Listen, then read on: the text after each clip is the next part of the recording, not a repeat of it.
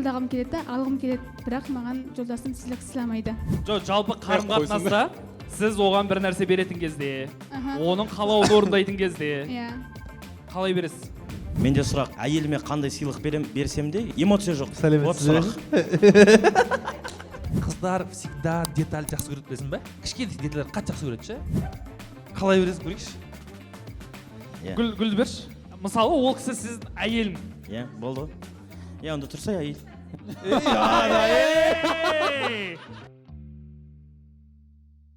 Сәлем, қалайсыздар? Құрметті біздің оттегінің тұрақты көрермендері және де жаңадан қосылып жатқан көрермендер. Сіздерді бүгін біздің арнамызда және осы видеода көргенімізге өте қатты қуаныштымыз. Алла қаласа осы видео шығарылым сіздердің өмірлеріңізге пайдалы болып, өміріңіздің өзгеріп кету қаупі бар. Соны есте сақтағайсыздар. Жақсы жаққа қарай әрине. Жалпы оттегі бізде қазір 3-ші дем Астана қаласында жалғасуда. Біздің оттегінің тұрақты резиденттермен таныстырып өтейін. Қазақстандағы ең үлкен қазақ тілді бизнес-клубтың негізін қалаушы Бақытбай Сабырбеков. Және кәсіпкер ментор Ержан Болатұлы. Және Қазақстандағы ең үлкен бизнес-клубтың атқарушы директоры Нартай Жұмабай. Және сол бизнес-клубтың коммерциялық директоры және сату эксперті мен Шыңғыс Ғанилы. Жалпы бүгінгі формат сұрақ-жауап форматы болады. Қазір осы бізде залда отырған көрермендеріміз бар, офлайн форматта. Осы көрермендердің тарапынан бізге сұрақтар қойылатын болады. Сол сұрақтарға біз белгілі бір деңгейде пайдалы боласын деген ниетпен жауап беретін боламыз. Мынандай сұрақтар келіп отыр ғой. YouTube-да ше. Қалай көрермен болсақ болады деген сұрақ келіп отыр. Не деп жауап береміз оған? Не дейсіз? Қалай көрермен болсақ болады деген сұраққа жауап беретін болсақ, ең алдымен бізде жаңа айтқан ең үлкен бизнес-клубымыз бар. Сол бизнес-клубтың мүшелері, яғни фокус мүшелері, бізде фокус группа бар. Сол фокус деп аталады біздің бизнес-клуб. Сол бизнес-клубтың мүшесі болсаңыз, осы жерге офлайн форматта келіп қатыса аласыз. Ал ол туралы толық ақпарат білгіңіз келсе, төмендегі сайтқа өтіңіз, немесе төменде көрсетілген номерларға хабарласып толығырақ білсеңіз болады.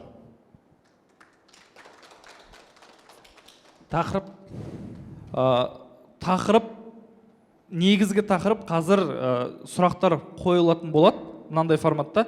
Отношение, яғни қарама-қарсы ер немесе әйелмен, әйел адамдар ер адамға қатысты, ер адамдар әйел адамға қатысты қарым-қатынасқа байланысты.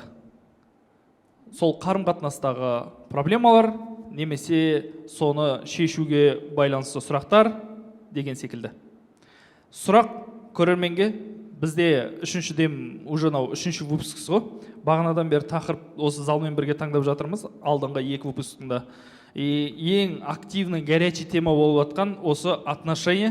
Отношение деп бастайды да басқа тақырып қоямыз. Отношение деп бастайды да басқа тақырып қоямыз. Ал келдік отношениеге. Чотам. Сіздер қол көтеріңіздер сұрақ қою үшін. Біздің Дидар мырза жүрегімен микрофонды кімге беретінін таңдайды. Қарасам қазір выбор жоқ сияқты Дидарда деп ше. Сіздер ме? Менің атым Бұрлай. Мен өзіммен противоположность... Микрофон бет, ауызға ұстап тұрасың. Полмен сөйлесе алмаймын. Сөйлескенде, егер подарка беріп, не істейтін болса, сол ақшасын қайтарып беремін да. Ақшасын не істеймін? Ақшасын қайтарып беремін. Ақшасын қайтарып беремін? Қанша тұрады деп сұрайсың ба сонда ол кісіден? Жоқ, примерно. Айтама ол еще саған қанша тұрады деп. Сонымен сұрақ қандай болды? Сол противоположный полмен қалай отношения құру керек? Так, сұрақты еще нақтырақ қойсаңыз. Противоположный полдан көмек, подарка... Жігіттен деп айта бер да сен, болады саған. Жігіттен подарка көмек күте алмаймын. Сұрай алмаймын ба, күте алмаймын ба? Күте алмаймын. Күтпей қойсаң болды ғой. Берсе қайтарып бер, сондай. Қабылдай алмаймын де. Қабылдай алмаймын. Подарка беру алды мықты біз Ержан ғой. Құрт әкеп береді бізге. Бал әкеп береді. Айген пакетпен. Айген пакетпен. бұл типа сендердің приколдарың ба? жоқ серьезный әңгіме ғой, Бәсіз? байқасаң өзі. Кішкене сөйтсейші кішкене. Сонда серьезный түрмен айтып отырық қой. Енді мен жауап беруім керек па бұл сұраққа да? Болды. Бұрлай, сұрақты нақтылайшы қасан? Короче, жігітпен сөйлескен кезде подарка көмек күте алмаймын. Хорошо. Қабылдай алмаймын. Давай, сен подарканы алатын болсаң не болады? Подарканы алатын болсам, қарыздар болып қалатын секілді боламын. Қарыздар болып қалатын секілді боламын. Иә. Давай, былай представим. Мысалы, сен жасың нешеде қазір? 23-те. 23-те, иә? Ну, алдағы уақытта жалпы бір күйеуге шығамын деген ойың бар ғой, иә, вроде, иә? Бар ғой я емес, бар ма деп сұрау керек сияқты, мүмкін деп тұр ғой тәтем. Жоқ, енді сон қай осы сұрау тұрып қой енді жалпы. Бар, иә? Бар шығар. Бар шығар екен. Соны айтып отырмын ғой. Сұрақ қою керек еді, иә. Иә. Негізі Бар ма? тұра тұр, мен бағана қате кеткен сияқтымын. Давай. Сен бір жігіт деп айта бер дедім ғой мен. Бұғанша. Бәлкім, иә. Точно жігіт па деп сұрайын ба енді? Ол противоположный пол ма, точно противоположный емес па или? Негізі жігітпен сөйлесіп көрмегенмін. Жігітпен сөйлесіп көрмесең онда Подарканы артына қабылдай алмайтынды қайдан білесің? Бір-екі бала солай десе подарка берген кезде. Жоқ, сөйлеспей тұрып подарка бердің сонда? Иә. Ну, конечно, қабылдамайсың, наверное, или қалай? Танымайтын адамнан. Біз қабылдай береміз. Жоқ, бірінші былай сұрақ сонда. Қашан Араласатын берді ол паша подарка? Араласатын адам Айген ғой. пакетпен ба? Қашан подарка берді? Араласатын адам ғой. Қашан берді? 5 жыл бұрын демеші тоқа? 8 класста десе. Или бастауыш сыныптан Сәлем қатты 4 жыл бұрын екен. или бастауыш сыныптан аушы пластиковый роза береді ғой. Андай емес па? Жоқ, примерно кеп 5 жыл бұрын беріпті. Точнее 4 жыл бұрын беріпті. Не берді?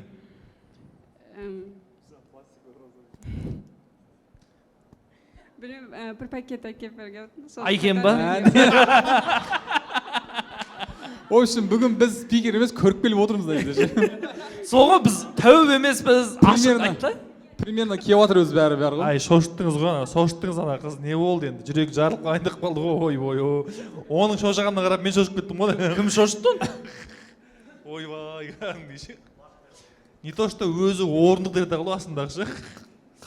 Қарлығаш Эмираны шошытты. Хорошо, получается, ол 4 жыл бұрын болған әңгіме.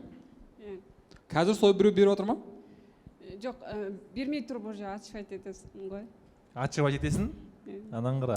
Анан қара. Неге ашып айтесің? Білмеймін. Қорқамын ба отношениеге түсуге сондай. Жасың қаншада? 23-те. 23-те. Попыткалар болып тұра ма? Иә. Жазып тұра ма? Жоқ, ана отыр маған пакетпен не берді?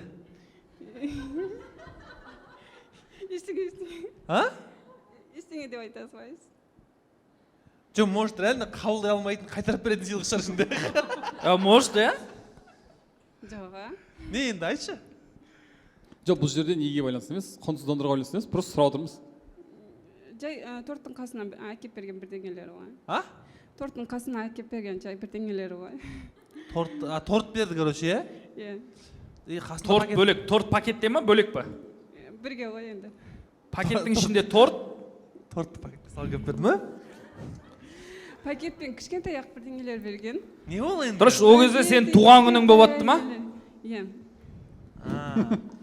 Міне десе. Қасында свечкалар болған ғой. Свечкалар исашқан кім өзін жағып алсын деп.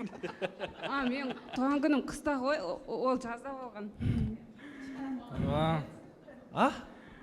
Мен туған күнім қыста, ол жазда болған нәрсе ғой. Енді мен сен туған күніңде берді ма деп сұрадым ғой, сен иә дедің ғой маған. 4 жыл бұрын болған ғой енді. 4 жыл Туған бұрын күнде болған. берген, просто кештіріп берген ғой. Өткен туған күніңмен деп па, қыстағы туған күнге жазда.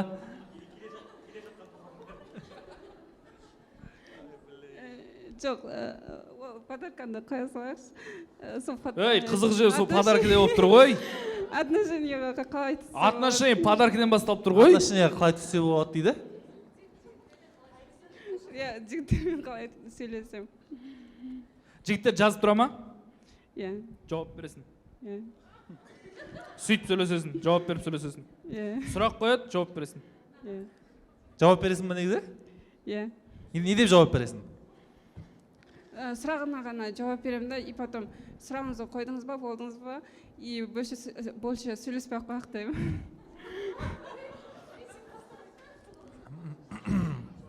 Сұрақ. Бұрылайды тыңдамай жүр екенбіз ғой кәдімгідей, ё-мое. Бұрылайды тыңдамай жүр екенбіз ғой деймін кәдімгідей. Что можно и посоветовать?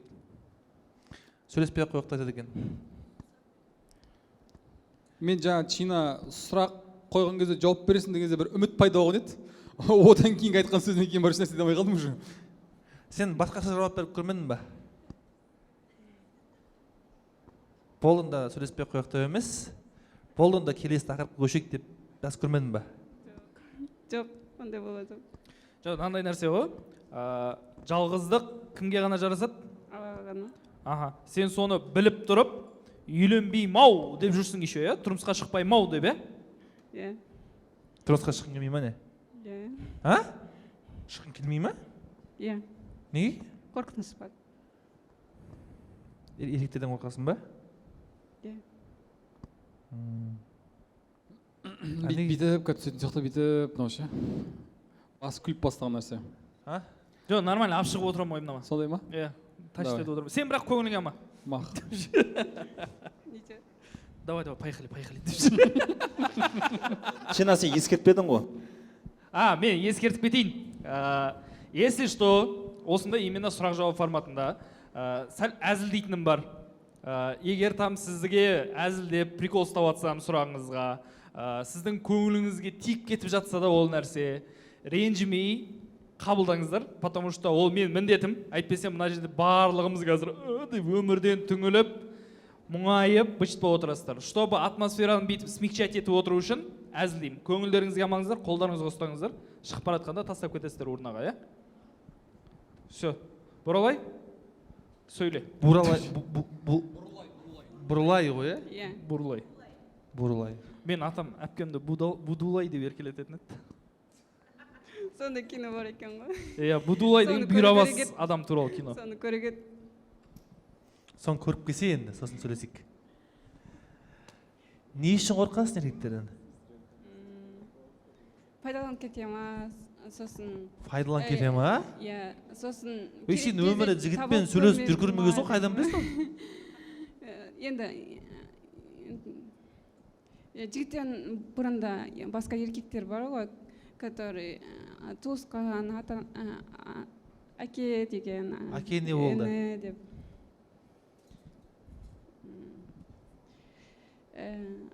Білмеймін, андай кішкентайымнан өз проблемамды өзім шешіп, өзім жұмыс істеп не істегендіктен қамқорлық көрмегендей сезім бар да.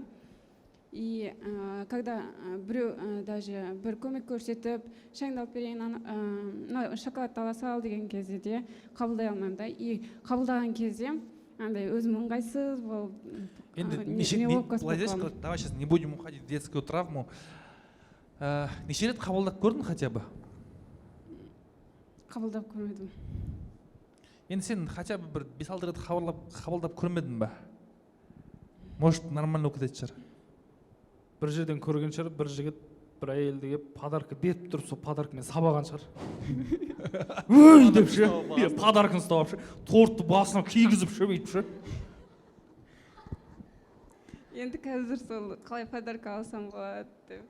Наоборот, подарканы күтіп жүрмін. Так, бізде залда бойдағы жігіттер бар ма? Жігіттер азақ, бір торт қишы нағызға бүгін. Бір подарка ше. Бірақ андай тортты алып бетіне лақтырып, соғып ондай емес.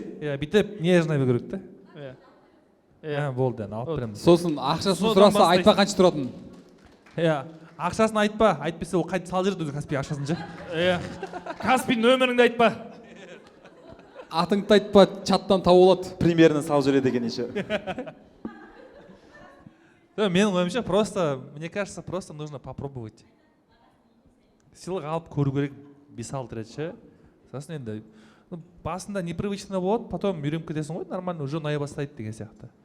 Басында маникюрға барған, маған ұнаған жоқ, например. Маған да непривычно болды.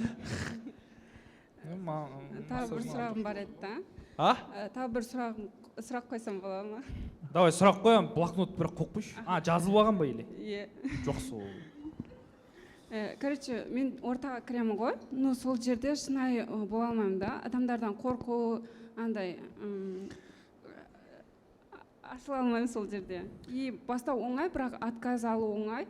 Ну, сол жерге сіңісіп кету, араласып кету қиындау да маған.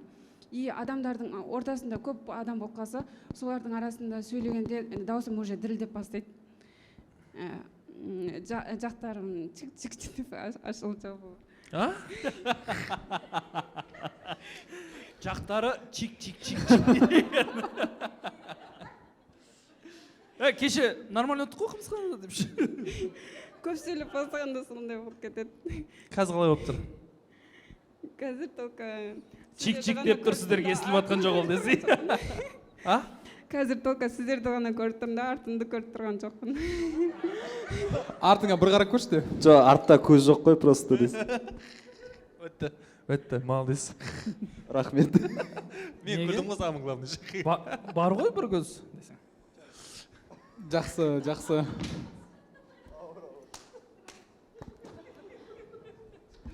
Хорошо, что микрофонға емес. Сөйтіп сол, опытым көп та, эксперттілігім жоқ. Андай, бір жерден Тұра тұр. Стоять, осы жерден тұра тұр. Опыт неден көп? Жоқ, опытым көп, эксперттілігім жоқ деді. Иә. Суым бар, бірақ суым жоқ деді. Құдық бар, үйде су жоқ деді ғой, короче. Сонымен, опыт неден көп? жұмыстан көп. Экспертлік, неден экспертлік жоқ? Белгілі бір мамандықты до конца алып кете алмаймын, бірақ қызығушылығым көп болды. Бағана айтқандай ғой, неше түрлі нәрселерді оқып тастағансыз ғой, иә? Мобилографсыз ба еще? Мобилограф емеспін, бірақ тамаққа да кіріп көргем, строительствоға да кіріп көргем, кассир сатуға да кіріп көргем, бірақ қазір сату ұнап жатыр, потому что көп отказ алып көргем да. Сиыр сатуға дейді? Кассир ма? Кассир сатуға деген кезде ойлап қойғансың ғой? Қазір сиыр демесің. Сатуға кіріп көргем, қазір сатудамын. Не сатасың? Үй сатамын. Үй сатасың. Ипотечник дейді? Көп қазір, иә, ипотечниктер? Риэлтормын. Риэлтор. Риэлтор. Командада жігіттер бар ма? Көп. Сөйлесесің ба? Жоқ. Хотя амандасасың ба? Иә. Іштей. Ма? Іштей, ма? Жоқ. Амандасу? Сырттан? Сырттан ең ғой, аласа тұрып. Болды, осылай ғана ма? Олар зданиенің ішінде тұрған кезде бұл сыртта амандасып тайынан. Терезеге қағанда мен амандасайын деп отырмын деп. Давай, бүйтейік та, сұрақты ше, ойланып, біреуін қойды. Қазір отношениеден біреу қойдың, жұмыстан біреу қойдың, сатудан біреу қойдың. Фук, кәдімгідей футбол тетіп жатсың. Сол маған қазір жұмыс бойынша. Опытым көп, бірақ эксперттілігім жоқ. Бір мамандықта жалғастырып кете алмаймын. Мен әлі түсінбедім, опыт көп, эксперт жоқ деген қалай болады ол?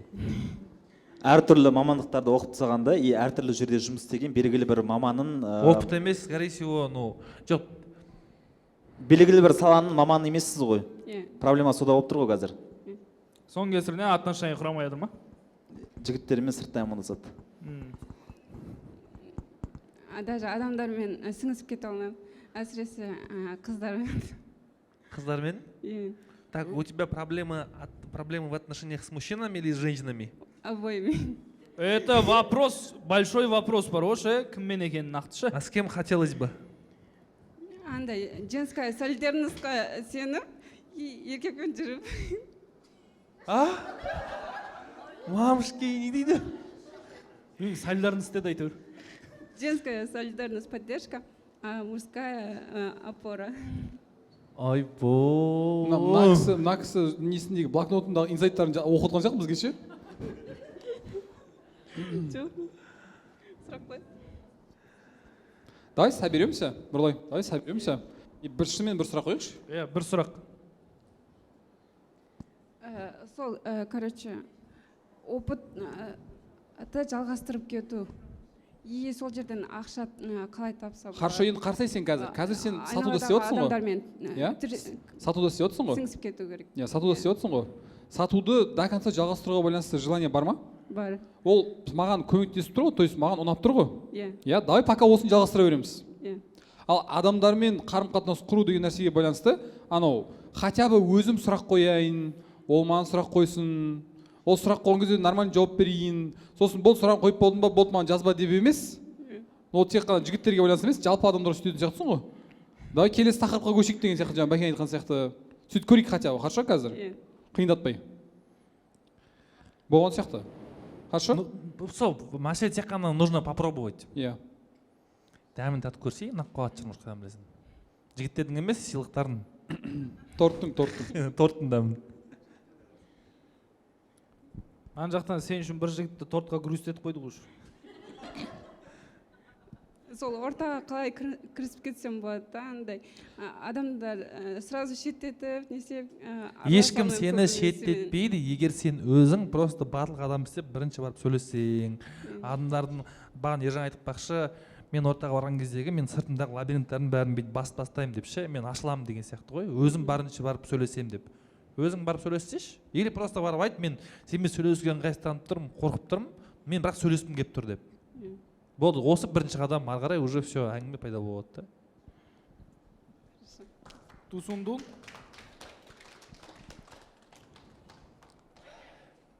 Рахмет, Нұрлай. ДДР сен ғой да? Сәлем фокус, менің есімім Жұлдыз. Рахмет баршаларыңызға. Менің сұрағым, сыйлықты мен қабылдағым келеді, алғым келеді, бірақ маған жолдасым сыйлық сыйламайды. Соны қалай алсам, қалай сұрап алсам, или сұрап алам ба сыйлықты, сол жағын. Міне тақырып саған, міне тақырып. Мына жерге тұрыңыз, мына жерге. Міне саған тақырып ютубқа. Күйеуім сыйлық сыйламайды деген тақырып. Қалай подарка алсам болады деген. Иә, күйеуімнен қалай сыйлық алсам болады деген тақырып. Сіз қандай сыйлық бересіз оған? Бердіңіз или последний раз? Беріп тұрам, туған күн сайын. Негізі жігіттер емес қыздар беру керек сыйлық десең бітті ғой, не деген хит болады. Айтып тұр ғой. Сіз қашан бердіңіз сыйлық десем, беріп тұрам туған күнде дейді. Иә, туған күн сайын беріп тұрам. Сіз қашан алғыңыз келеді сыйлық? Ол маған туған күн сайын да сыйлық бермейді. Мысалға, үйленгеннен бастап даже сыйлық беріп көрген жоқ. Енді осыны мен осы фокустан келіп түсініп жатырмын да, күйеуі әйеліне сыйлық беру керек, отношениясы жағынан деген сол сияқты енді түсініп жатырмын да. Сіз фокусқа келіп соны түсініп жатсыз ба? Иә. Жақсы. Енді түсініп жатырмын. Осы уақытқа дейін сыйлық сұраудың білмейді екенмін. Сыйлық сұрап көрмегенмін. Анау айтқанымызды естімедіңіз ба? Маған күйеуім или әйелім мен қалаған нәрсе істеу үшін мен қандай болуым керек деген нәрселерді естімедіңіз ба?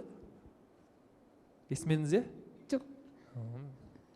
Қызға әркім керек нәрсесін ғана істейді өзі. Сіз сұрақ көрдіңіз ба негізі? Сұраймын. Күйеуімнен, иә. Алып берем дейді да, бірақ арты жоқ болады. Не сұрадыңыз сіз? Қандай сыйлық сұрадыңыз? Мысалы өзім қателікқаларымды киім алғым келеді, алтын алғым келеді деген сияқты, гүл алғым келеді деп сұраймын да. Иә, алып берем дейді да, жылы сөзбен айтады да, бірақ арты жоқ болады. Еще ботам деп айтам, а? Күшті екен, иә? Еркелетіп айтады, иә, ботам тілім айтады өзінің жағын. Еркелеткенде уже оның несіне түсіп кетесің да, осының сыйлығын ұмытып кетесің уже, не сұрайтынды жа. Ема. Астана ашылып жатсыңдар бүгін деп. Жақсы. Бағанан бері есту керек екен ғой. Тема қарым қатынас қой. Любой жерде ше. Ботам дегеннің өзі де әжептәуір подарка сияқты негізі. Сыйлық бермегеннен кейін дейсіз ғой. Жоқ, жалпы ботамды естімей жүргендер де бар ғой. Жоқ, оны бүйтіп қайыруға болады былайша. Қалай алса болады. Андай бар да, мысалға, бота деген не ол? Мен сұрамайын ба сыйлықты? Түйен баласы, иә? Ол не ол? Жануар, мал ғой ол, иә? Мал. Сонда малға теңеп тұр ма күйеуі? Хотя малға шөп береді ғой деп гүл сұрап жатыр ғой. Иә. Ол енді өзінің еркелету несі да, біреу жаным деп әзілдеп. Мен де ботам деп айтам әйеліме. Иә. Шөп берем. Сол шөпті жоқ көріп тұра маған. Кейде қызыл шөп берем, кейде сары шөп берем десей. Розовый. күйеуіңіз вообще ештеңке беріп көрген жоқ па үйленгеле бері? жоқ беріп көрген жоқ, тек роддомнан шыққан кезде гүл береді, онсыз рахмет. Міне бар екен ғой себебі, міне себебін жасайсыз. Сол үшін неше рет бала тудыңыз гүл алу үшін? 3 рет 3 баламыз бар. 3 рет бала тудыңыз ғой гүл алу үшін, иә? сосын Жоқ, ана енді 3 ол гүл баланы көрсе енді үйде тұрады ғой музейде ше бүйтіп. Баланы гүл алу үшін тумайсың ғой енді ана. Жоқ, қалжыңдап тұрмын. Просто последний раз қашан берді деп жатқам ғой гүлді. И Сол роддомнан шыққан кезде 4 жылдың алдында, қазір кішкентайым 4-ке келді уже. Одан кейін мен өзің инстаграмды көресің ғой енді отмечаларды қарайсың да, қызығасың да, осы соңғы жылдар соңғы нелері сұрайын да, алып берші, сыйлашы маған деп. Соны айтсам, иә алып берем, Гүл алып берші берем деп ғой деп айттыңыз ба? айтады да, бірақ ештеңе жоқ. Гүл алып берші деп айтасыз ба кәдімгі? Айтам, гүл алып берші, гүл алғым келеді, жаңағы алтын алғым келеді, алтындарым жоқ деп. Бәрін бір күнде айтасыз ба, бір моментте? Жоқ, бір момент айтпаймын, әртүрлі, әр күнде әртүрлі. Бірақ иә дейді да, арты жоқ болады. Енді ақшасы жоқ дейін ақшасыз бар адам. Рас енді. Кейбір кісі енді ақшасы жоқ қой, енді иә қысылады ғой енді еркек адам енді ақшасы жоқ болғаннан кейін. ақшасы өзінде ғой десеңші. Ақшасы өзінде шынымен де. Ақша бере ма? Ақша сұрасаң әйтеуір жылап жүріп береді. Оның өзін. Одан көп нәрсе сұрамаймын. Өзім қателіктерімді өзім жабуға тырысамын да. Сосын одан көп сұрағым келмейді. Сұрасаң әйтеуір бір жылатып жүріп береді. Не істейсің, оны қазбалап барып береді да. Түбін содан кейін жоқ сұрағың келмейді да. Сіз де қазбалап барып бермейсіз ба? Жоқ, ондай. Менен ол ақша сұрағанда мен сразу бере саламын, әдеп. Жоқ, ақша емес. Басыңыз ауырып қалмай ма? Түсінбедім. Ержан мырзаның сұрағына жауап берсеңіз. Не дедіңіз? Өтіп кетті ол. Сіз де қазбалап барып бересіз ба дейді? Қазбалап барып, нені берем? Сондай екен. Жоқ, жалпы бермейтін сияқты. Жоқ, 3 рет берген ғой? 3 бала туылды ғой, иә? Жоқ, жалпы қарым-қатынаста сіз оған бір нәрсе беретін кезде, оның қалауын орындайтын кезде қалай бересіз? Сіз оған қалай бересіз деген сұрақ қой? Қалай бересіз деген Сыйлықты? қазір айтып жатса. Сыйлықты өзім қалауымша берем, өз еркіммен, махаббатыммен. Сіздің қалауыңызша бересіз ба оған? Өзім. Ол да сізге өзінің қалауынша беріп жатыр ғой? Өзінің қалауынша еркелетіп қана беріп жатыр. Сонда? Иә. Мен бірақ қазіргі қалауым сыйлық ретінде көзге көрінетін нәрсе алғым келеді да. Жоқ.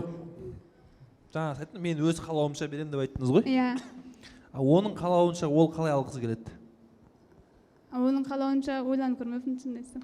Енді ол да ойланбайды да сіздің қалауыңыз сосын. Түсіндім, иә. Может, ол күніге алғысы келетін шығар. Сыйлықты ма? Здесь очень важно ремарка деген нәрсе же.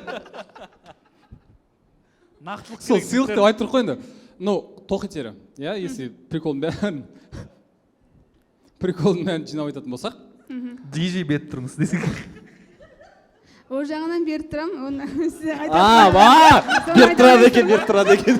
Шықтау әрі әйтеуір. Ол жағынан беріп тұрам, оның қалауы бойынша мен бәрін беріп тұрам. Ол жағынан деген, қай жағынан деген анықталық деймендер дейді қазір осы жерде. Ол жерде нақтылық керек емес. Иә. Бірақ енді менің өзімнің жаңағы көзге көрінетін сыйлық алғым келеді да, енді сол жағынан ала алмайын да, или мен дұрыс сұрай алмайын ба? Жоқ, негізі сыйлықты сұрап керек емес ше? Просто сіз сол сыйлық алатында әйел болуыңыз керек та? Иә. Сыйлық алатында әйел болуыңыз. Ол әйел қандай болады сіздің фантазияңызда? Давайте өзіңіз айтыңызшы. Мысалы, именно сіздің күйеуіңізден сыйлық алу үшін әйел қандай болу керек? Сізден артық ешкім білмейді оны. Сыйлық алатын. Сіздің күйеуіңіз кімге сыйлық беруші еді деген әңгіме ғой? Білмеймін, біздің мысалы үйде жағдайын жасауға бәрін істейміз ғой, бірақ енді мысалға менің күйеуім жалпы негізі романтик жағынан жоқ адам негізі, шынын айтқанда, бірақ енді соны өзім тәрбиелеуге тырысып жүрмін да енді. Буткемпке жіберсеңізші еще. Сол келмей тұрған сұрасың. Әні!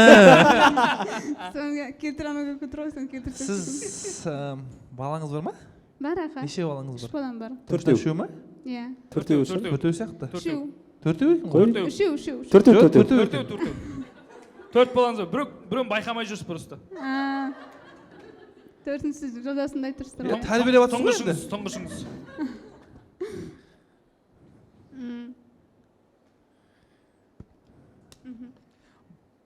Баласы негізі мамасына кішкентай кезінде подарок бере бермейді ғой, тек қана мама о деп еркелейді ғой.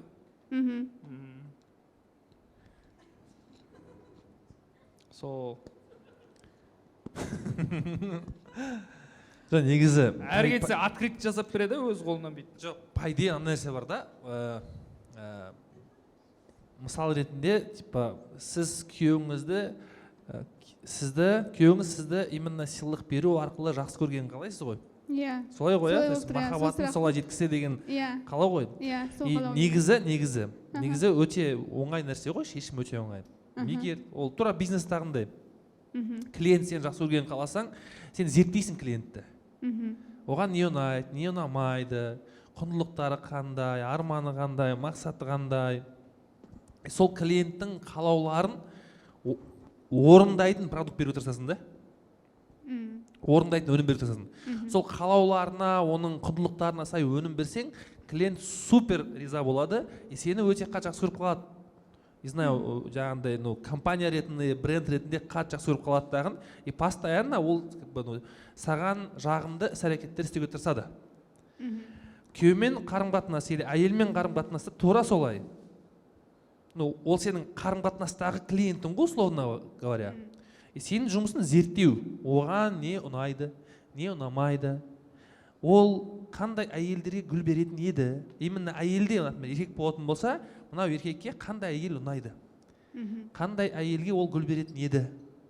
Қандай әйелге ол махаббатын сыйлық арқылы білдіретін еді. Зерттеп, сондай продукт болуға тырысасың да, сондай әйел болуға тырысасың. Болды. И сенің жұмысыңның нәтижесі қалай көрінеді? Мен нәтиже беріп жатса жұмысым, онда анау адамның маған деген қарым-қатынасы өзгереді. Болды. Еркектер то же самое.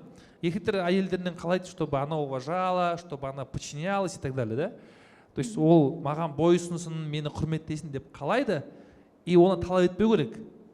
Просто ойлану керек, менің әйелім қандай еркекті құрметтейтін еді, қандай еркекке бойұсынатын еді. Кімге емес, қандай еркекке, то есть қандай қасиеті бар еркектерге деген сияқты ше. И сонда еркек болуға тырысу керек болды. Сол кезде әйел автоматически мойындайды да, құрметтейді да, бойұсынады да. И тура солай обратно. Әйел адам еркекпен қарым-қатынаста. И супер важный нәрсе, хотя бы сұрап көрдіңіз бе күйеуіңізден, вообще саған қандай, менің қандай болғаным қызық саған деп. Жоқ, сұрап көрмеппін. Сұрап көрсеңізші енді. Шынайы отырып, сөйлесіп. Сосын андай ғой. Осы туралы мен өзімнің әйеліммен сөйлесіп қалдық та, жақында ғана айтты ше. Мен қазір жаңа после буткемпа көп гүл аламын дейді да. Маған айтады, екеуміз сөйлесіп жатырмыз ғой. Қазір күшті гүл аламын, типа андай қуанамын дейді да, қандай гүл болса да ше. И бір-бірімізді өзгерісіміз туралы айтып жатырмыз да. И оның алдында буткемпке қатысам дегенше мен беретін едім гүлді туған күнінде 8 мартта. И берген кезде ол андай бір шынайы бір андай бергім келіп бергімеймін, просто мереке болғаннан кейін құрсын жұрттар беріп жатыр ғой деп беретін едім да, андай дым не жоқ ше. То есть не от чистого сердца дейді ғой, сондай жоқ. Почему? Потому что ол өзі айтты маған не үшін мені көп гүл беріп бастағанымды қазір. Потому что айтады да, сен маған даже 101 роза беріп жатқан кезде менде эмоция болмайтын еді дейді да. Рахмет дейді болды, о күшті дейді болды да, қоя салады. Даже андай болатын да, мен әкелген гүлді, мен беремін ғой гүлді. И ол гүлді вазаға мен өзім қоятын едім да.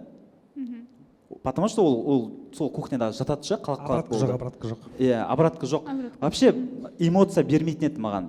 Қандай сыйлық берсем де бермейді, эмоция жоқ та. И потом ол уже әр менің даже қараған көз қарасымнан да жаңаға не алып бастады да. То есть мен қараған көз қарасым, оны өзі сыйлық деген сияқтандай. Не то, что ботам деген сөз дейсіз. Иә, не то, что ботам деген сөз, просто жылы қарағаны өзі де оған күшті эмоция сыйла бастады да. И ол маған эмоция беріп бастады. Ой, рахмет деген сияқты ше. Наоборот, маған жылы вообще негізі еркектерге жылы сөз ғана керек, басқа ештеңе керек емес, сіздің подаркаңыз да керек емес ше.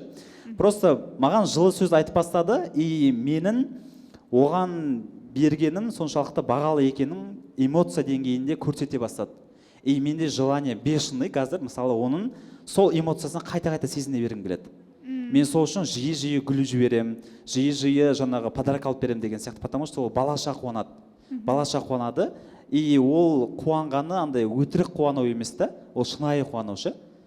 Вот содан кейін мен мысалы өзім подарок и гүл беріп бастадым. Тура бізде осындай ситуация болған ше. Сол үшін айтып жатсам ғой. Эмоцияны шығару керек. Эмоцияны шығару керек. Вообще без эмоциональная жена деген ол өте қиын нәрсе ше. И измена да соған әкеледі негізінде. Потому что жалпы негізі әйел кісі эмоциональный болу керек қой. Не то что жаңағы неде күндізде түнде де осы эмоциональный болу керек қой. Иә, гүл алсаңыз да, гүл алмасаңыз да жалпы жақсы эмоциясын алып отыруыңыз керек. Жалпы сіз қандай жерде жұмыс істейсіз, например? Жұмыс істейсіз ба? Жұмыс істегенде косметика саласында жұмыс істеймін. Иә, мысалы косметика саласында жұмыс істейсіз да, сізге процедураға бір адам келеді, иә, болмаса бір зат сатып алуға адам келеді. Сіз жақсы қызмет көрсеттіңіз, болмаса сыйлығын бердіңіз, бір бонус бердіңіз да, ал ана кісіде дым эмоция жоқ. Сіз қалай боласыз? Иә, түсіндім. Түсіндіңіз ба? Түсіндім, аха. Иә. Ал егер сізде эмоция күшті болатын болса, ойбай рахмет деп жаңағы, не знаю, 5 теңге купон болуы мүмкін, тағы да бір нәрсе болуы мүмкін. Сізде желание пайда болады қайта-қайта беруге. Потому что ана эмоцияға уже жажда болады да сізде. Түсіндіңіз ба? Соны қайта-қайта көре бергіңіз келеді, сезінгіне бергіңіз келеді да. Ал эмоция ешқандай жоқ болса, сізде уже есік жабылып қалады ше. Түсіндім. Сол үшін эмоция керек. Сосын тағы бір айта кететін нәрсе, негізі табиғаттан үйренетініміз көп қой. Мысалы сіз шие жегіңіз келді, и сіздің есік алдыңызда шие тал бар да. И шие жегіңіз келді деген желание сіздікі ғой. И сол тал шие салсын деп сіз барлық әрекетін жасайсыз ғой. Су құясыз, дәрісін себесіз деген сияқты ше. Күтімін жасайсыз, жағдайын жасайсыз ана талдың. Сосын жағдай жасалған кейін ол тал сізге шие береді. Сол. Түсіндім, иә. Рахмет. Ас болсын. В общем, тал сияқты бол деді ғой. Жоқ, бағбан болсын деді. Гүл болыңыз. И қазіргі істеп жүрген жақсылығында признание беріңіз сол кісіге. Мысалы қазір ештеңе бермесе де, хотя бы ботам деп айтқан сөзінің өзі күшті ғой. Сөйтіп айтқаны үшін рахмет деген сияқты, маған приятно деген сияқты. Істеп жүрген іс әрекетіне қазір жаңағы эмоция беріп, и обратка беріп көріңізші. Ты у меня герой деп ше. Одан сайын ол көп нәрсе істегісі келеді сосын. Ал, сәлем фокус, мен атым Ержан. Менде сұрақ, әйеліме қандай сыйлық берсем де, енді көп бермеймін негізі. Міне ақырын соны үйреніп жатырмын ғой енді, қалай. Қандай сыйлық берсем де, эмоция жоқ. Сәлеметсіз бе? Қазір сіздің күйеуіңізбен сөйлесеміз енді. В общем, қуанбайды. Жаңа біразда бір әйелмен Сол қуанбағаннан кейін сен не істейсің? Бергім келмейді. Болды, екеуі бір-бірімен сөйлесе берсеңіздерші. Даже мысалы ана жаққа барып па бір-біріне андай ше больдарын айтып па. Даже гүл әкеп берсең де жаңағы роддомға, иә? Андай келдіреді, типа анда гүл алғанша продукт алмадың ба деген секілді. Базаға өзі сосын айтқым келеді, аш жүрсің ба деп ше. Мысалы эмоция неге жоқ, неге? Мен соған мұқтажмын да, маған. Сыйлықта сезім жоқ шығар бәлкім. Жоқ, сыйлық жақсы ғой. Сыйлық жақсы ғой. Сыйлықта сезім жоқ шығар. Гүлмен бірге сезім бармайтын шығар бәлкім. Енді оған қалай енді? Айтасыз ба гүлді беріп жатқан кезде? Махаббат сезімге орап беремін. Подожди, мә, гүл. Ана, апарып берші. Қалай бересің көрейікші? Гүлді берші. Мысалы ол кісі сіздің әйелің. Иә, болды ғой. Иә, онда тұрса әйел.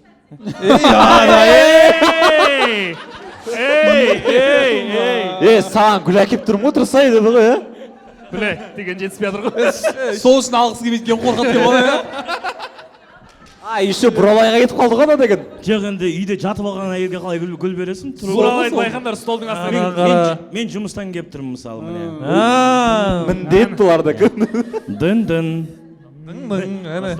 Ескі Әйелім алдыма шығады ғой, шықса енді. Кілт алып жүрмейсің ба? Жоқ, шынымен ғой енді. Айтып жатыр ғой, көрсет деп жатыр, міне гүл. Пожалуйста. кілт алып жүрмейсің ба дейді. Жоқ, сіз ғой. Подарок алмай жүргенсіз ғой. мен эмоция алмай жүрмін, мысалы екеуміз табысып отырмыз, көрдіңіз ба? Иә. Аха. Дын. аш есікті. сұрамайсыз ба не кім деп? Көреді ғой. бөтен біреу шығар. Сендер, наверное, есік қайын тауып алдыңдар ей? Жоқ қой еді есік. Сәлем жаным. Сәлем ботам, қалайсың? Сонда сүйіспейсіңдер ма не деп. Өзің Жоқ, есікте кірмейді да ғой. бәсе неғып эмоция алмайсың деп тұр. Кірдік ал үйге, иә. Есікті ашқан жоқ қой, брат. Ашы. Дын. Мен есік тап берейін сендерге, давай. Ашы құдай үшін. Шашақ көттік қой. Енді оны сосын, о жақ, в принципе, балалар болады, сүйіспейміз ғой, в принципе, иә.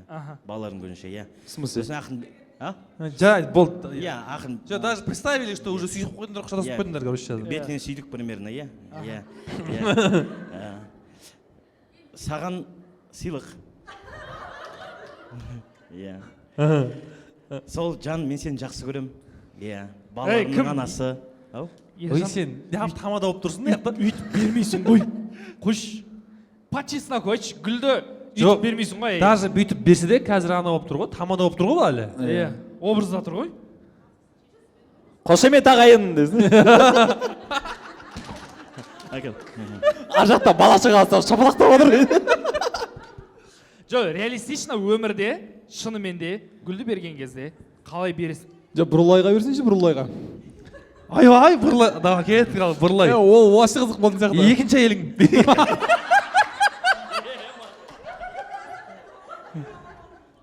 Міне екеуі шапалақ ұрып тұрады қазір, деп. Пожалуйста, ал.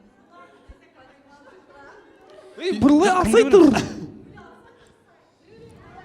Ай, Буранай, тұр. Тұр. Ойбай. Өтіріктен. Баклашка ғой, баклашка. Гүл емес, баклашка. Мынаны апарып беретін болса құлайтын сияқты ona қыз кәдімгі, иә? Мә, мынаны ұсташы, мә. Оны көрейік. Әке суымда әкемін.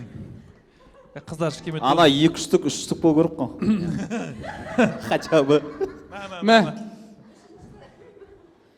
Ойбай. Жоқ, мен мана ұялып тұрған қызға бүйтіп наварып Ереке, шынайы. Оны Кәдімгі просто мен. тұр деп ойлашы. Сен әйеліңе қалай Мен бересің әйел өмірде тұрмын. шынайы көрсетші просто. Мә деп лақтарып кеткен ба? жоқ, негізі осындай ұялатын қыздарын айтшы.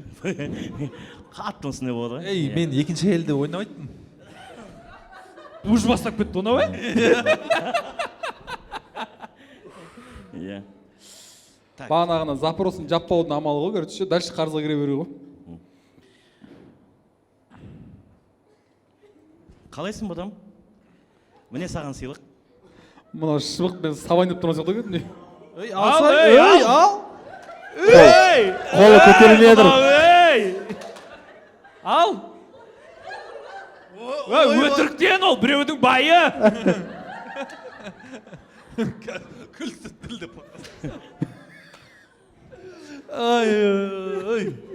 Ананың бағасы примерно 20 теңге тұрады.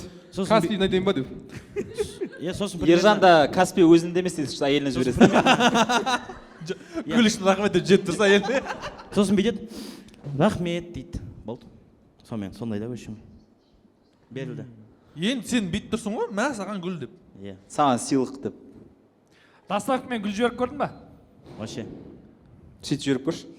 В общем, сенің жұмысың как будто сен гүл бергенің как будто курьер сияқты беріп тұрсың ғой. Иә. Ешқандай курьердің айырмашылығы жоқ қой сенің. Либо тамада, либо курьер. Иә. Күйеу жоқ бірақ. Мысалға Нартай, сен әйеліңе гүл жіберген кезде гүлдің андай анкетасында қандай жазу бар айтшы? Сезімі, мысалы гүлдің өзі жанында кішкентай хатында сезімі бар да. Оны жазбайды екен вообще. Өзіне айта алмасаң жастай, брат. Мен мысалы особо айта алмаймын ше. Мен лучше курьермен беріп жеген жақсы көремін негізі ше. Мен мысалы осы жерде отырмын да, қазір үйге барады. гүл ше, мысалы сен осы жерде отырсың тойда жүресің деген сияқты, и барады сен кішкентай жазып жібер осындай, но қалай еркелетесің соны жазасың да астына сезім жазып жібересің да, и курьер апарып береді. Сол кезде больше эмоция болады по идее. Оны көрмеймін ғой. мысалы лайфхак. Үйге келгенде көресің оны эмоциясын. Или видеоға Иә. түсіріп жібере ғой деймін ба. Мысалы лайфхак. Гүлді жіберген кезде мен постоянно там бір сөз жазамын да. Там менің мәңгілік махаббатыма деген сөз жазып жіберемін да, например ше. Жазып жіберемін, и гүлді беріп жібересің. Потом ол эмоция анау хатты оқыған кезде туады. Сосын келген кезде жай қалай білінеді білесің ба? Жай бүйтіп қолымнан ұстайды, жақсы көретінін айтады, рахмет дейді хотя бы ше. Сөйтіп басталады да. А сен гүлді курьер құсап беріп жатсаң, ол курьерден күтіп алған не құсап қабылдай береді ғой. мындай сұрақ, вообще әйелің қандай гүл жақсы көреді? Вот, интересный вопрос. Роза. Өте дұрыс па? Қызыл роза. Ұра салың ғой, ойлана қойып тұрып ше. Сұрамаппын негізі. Иә, сол ғой сол. Міне. Может вообще аллергия шығарған. Неме, әйелің қандай сериалдар көреді? Неме тұрады? Қандай сериалдар көреді? Кино сериалдар бар ма? Түріктің сериалдарын көреді. Қайсысын жақсы көреді? Осман. Сол Османның бір андай махаббат туралы философиялық сөздерімен алып, оның жақсы көретін гүлін жіберсең бар ғой? Невозможно устоять. Талқылап бүйтіп. Я тебе отвечаю. Османды көрі, Осман империясының киносы ғой. Иә. Ол жақта жаңағындай өзінің королеваларын айтатын сөздер бар ғой, сұлтаншаларын айтатын күшті сөздер болды ғой өздерінше. Сондай сөзбен. Ты мой Стамбул деп па? Иә, сондай может быть да сөзбен сол ұнайтын гүлін анықтап, сол сериалдағы сөзбен сипаттап тұрып ше берсең, не то что эмоция шығарады. Сосын қызыл гүл қазір Жарылады сөйдеген пух етіп ше. қызыл гүл қазір не в тренде ше. Қызыл гүл монтаж жоқ, Жоқ, қызыл раушан гүлі бар ғой, роза гүлі ше, особо қазір қыздарға өтпейді негізі. Хорошо. Одан сұрау керек Нема қандай жерлерге барған ұнайды әйеліңе?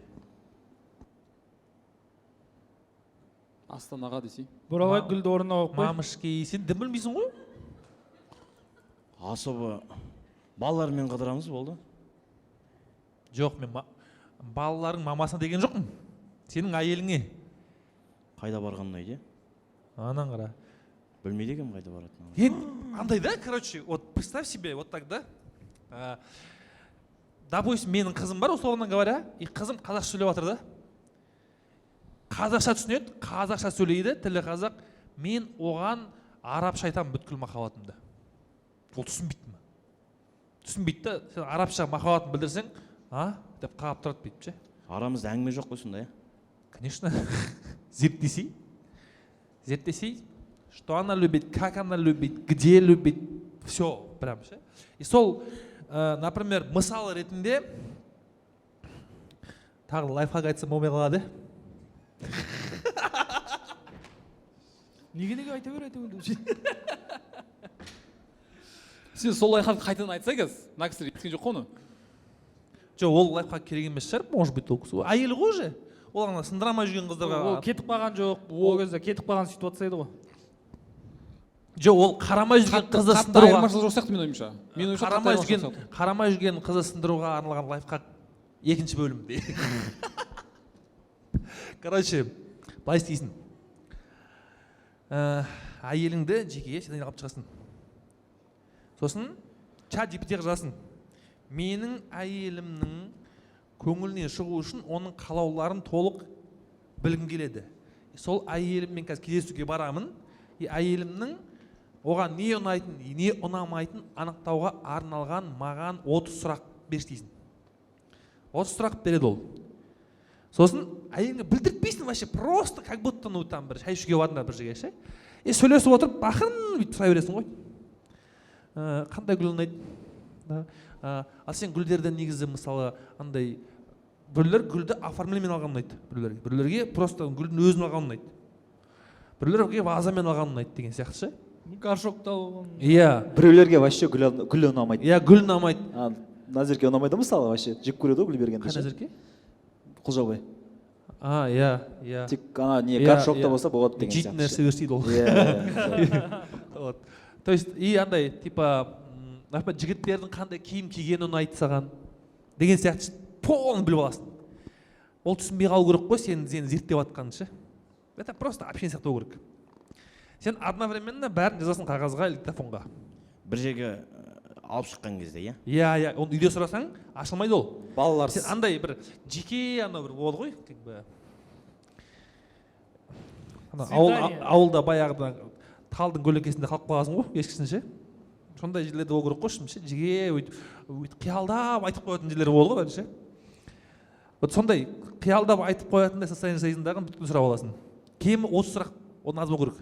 Өйткені бір сұрақ келесі сұрақты ашады. Бәрін біліп алдың ғой, прям детальдер. Қыздар всегда деталь жақсы көреді, білесің бе? Кішкене детальдер қатты жақсы көреді ше. Например, қарапайым, мысал ретінде бір қыз типа су көп ішуі мүмкін да.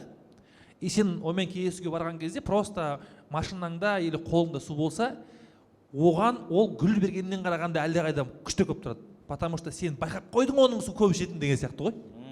Детальдер қатты жақсы көреді. Сөйтіп 30 сұрақ арқылы детальдердің бәрін шығарасың ғой. Сосын 3 күн 4 күннен кейін, сразу емес 3-4 күннен кейін, 2-3 күннен кейін ұмытып қалады уже әңгіменің бәрін ше. 3-4 күннен кейін жазған ақпаратқа сүйене отырып, оған қандай жаңағыдай мысалы жігіттер қалай киінген стилін деген сұрағы бар ғой. Соған сәл киінесің. Ол ұнатқан гүлді, ол ұнатқан упаковкада, ол ұнатқан парақшада алып барасың. Ол ұнатқан сериалдардағы күшті сөздермен, запискалармен, ол ұнататын иіспен, детальдарға мән беріп ше. Может быть, оған шоколадтың определенный бір түрін алуы мүмкін. Да, или оған бір болмайтын лоис деген сағыз ұнауы мүмкін деген сияқты ше, детальдар. Сол детальдарды алып барып берсең, поверь мне, жарылады. Өйткені әйел адам үшін үлкен нәрседен қарағанда менің ойлағып жүргенімді, мен үшін маңызды нәрсені біліп қойып істеп жатыр, соны арнай деген нәрсе супер важно. Супер важно. Вот осыны істесең, бітті, взорвешь. Тамаша, бірақ нюанс бар. Мен анау бүйтіп алдап, бүйтіп бірдеңе шығара алмаймын. Мен бойдақпын десе. Жоқ, алдап шығара алмаймын ше. Білдіріп қоямын. Анау жаңағы сөйтіп, ол өткенде даже ана сезімді әйелің айтты дедің ғой, анау буткемпте айттыңыздар ғой. Сол жерге айтқан кезде, задание ма деді ғой. Сіз айттыңыз ғой, обратный несін күтпе, өзіндікін айт дедіңіз. Давай, тез айтшы деді ғой, короче, мен 3-ке оқып шықтым. Сосын айтты, все, ақша жүрші дейді, ана бірдеңе керек болып отыр дейді, в общем, ана нені білдіріп қоямын мен, анау сен ана нені өтіп жатырсың ғой, проработканы деп ше. Проблема жоқ. Сен айтпайсың ғой, мен қазір саған 30 сұрақ қоямын, сен зерттеп аласың деп айтпа просто. Сен сұрақ қой, жауабын ол. Ол даже біліп қойса да, сен сонда әкеп бересің ғой, оған по-любому бүйтіп барады приятно. Бұл бірінші лайфхак. Егер бұл өтпесе, екінші не барады? Тяжелая артиллерия бар. Бітті анау вообще, тұрмайды одан кейін ше.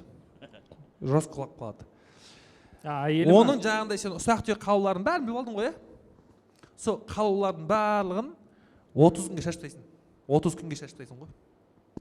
30 күнге. То есть бір күні лоис деген компьютер апарасың. Бір күні ұнатқан гүлін апарасың. Бір күні там, не знаю, сериалдағы фильмда, сериалдағы бір әдемі сөзбен хат апарып бересің деген сияқты. То есть 30 күн әртүрлі нәрсе бересің. Эмоция ақырын беруі мүмкін, бермеуі мүмкін, проблема жоқ. 30 күн апарасың, 31 күні ештеңе апармайсың. 30 күн апардың, 31-ші күні ештеңе апармайсың. 32-ші күні тағы апармайсың. 33-ші күні тағы апармайсың. Ода паника басталады сразу. Типа ол супер внимательный болып жүрді, маған бәрін істеп жүрді. Блин, сонда күшті болып келатыр еді ғой, неғып бұл бүйтіп қалды дейді. Уже эмоционально қадала бастайды ғой өйтіп. Блин, тағы бірдеңе болып қалды, басқа біреуді тауып алды. Оққашым ойында қуа бастайды, короче. Сөйтіп бір 4-5 күннен кейін 30 күнге жинаған шылықтарын барлығын заново бір жинайсың да, бір апарып бересің. Бітті. Комбо болады. Одан кейін эмоция шығармай көрсін. Болмаса маған алып кел. Буткемпқа деген ғой. Иә, рахмет. Түсіндің ба? Иә. Просто негізі любой әйел адам эмоция шығарады. Егер сен шын ниетімен істесең, сосын ол үшін маңызды нәрсе істесең. Түсінікті, иә? Все, рахмет. Так, в принципе, бұл бөлімнің сәл таймингтен асып кеттік. Уақыт аяқталды. Осымен аяқтайық. Біздің ютубтағы барша көрермен осы шығарылымды соңына дейін көрген болсаңыз, және бұл шығарылым сіздің өміріңізге пайдалы болса, біз өте қатты қуаныштымыз. Сіздерге біздің тұрақты көрерменіміз болып жүргеніңізге алғысымыз шексіз. Және өз ой пікіріңізді комментарийге жазып кетіңіз. Және сұрақтарыңыз болса, комментарийге жазып кетіңіздер. Келесі шығарылымдарда сіздердің де сұрақтарыңызды қозғайтын боламыз.